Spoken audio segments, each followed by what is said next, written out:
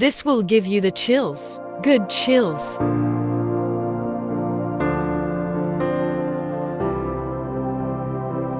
A young man had been to Wednesday night Bible study. The pastor had shared about listening to God and obeying the Lord's voice. The young man couldn't help but wonder, does God still speak to people? After service, he went out with some friends for coffee and pie, and they discussed the message. Several different ones talked about how God had led them in different ways. It was about 10 o'clock when the young man started driving home. Sitting in his car, he just began to pray. God, if you still speak to people, speak to me. I will listen. I will do my best to obey. As he drove down the main street of his town, he had the strangest thought to stop and buy a gallon of milk. He shook his head and said out loud, God, is that you? He didn't get a reply and started on toward home.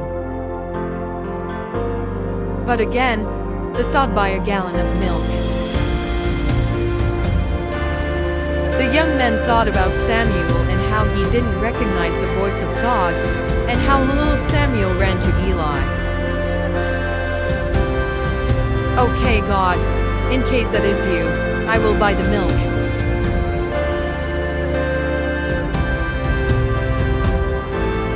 It didn't seem like too hard a test of obedience. He could always use the milk.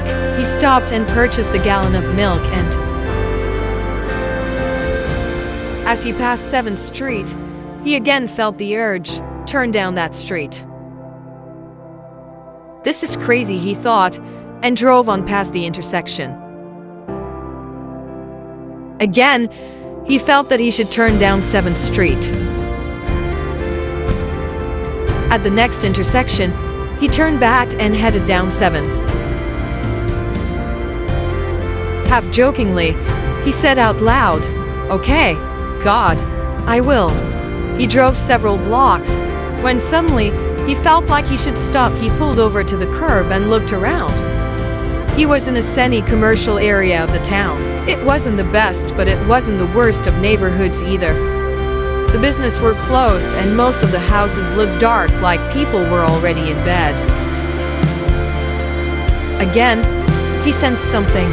Go and give the milk to the people in the house across the street. The young man looked at the house. It was dark and it looked like the people were either gone or they were already asleep. He started to open the door and then sat back in the car seat. Lord, this is insane. Those people are asleep, and if I wake them up, they are going to be mad and I will look stupid. Again, he felt like he should go and give the milk. Finally, he opened the door. Okay, God, if this is you, I will go to the door and I will give them the milk.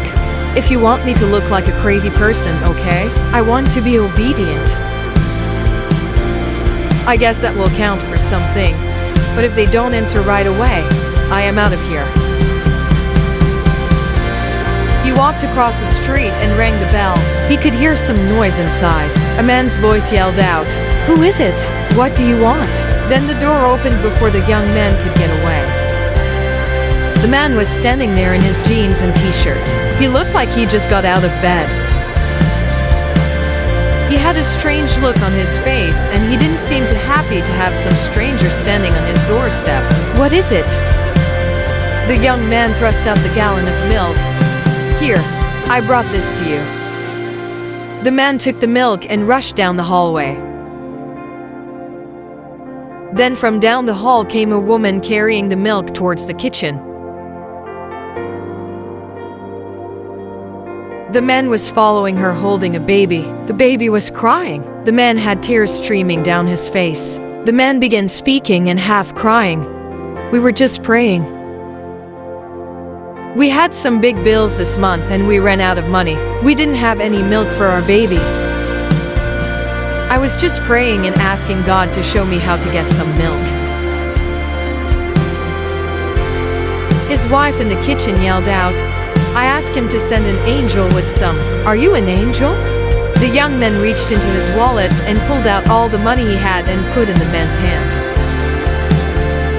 He turned and walked back toward his car, and the tears were streaming down his face. He knew that God still answers prayers.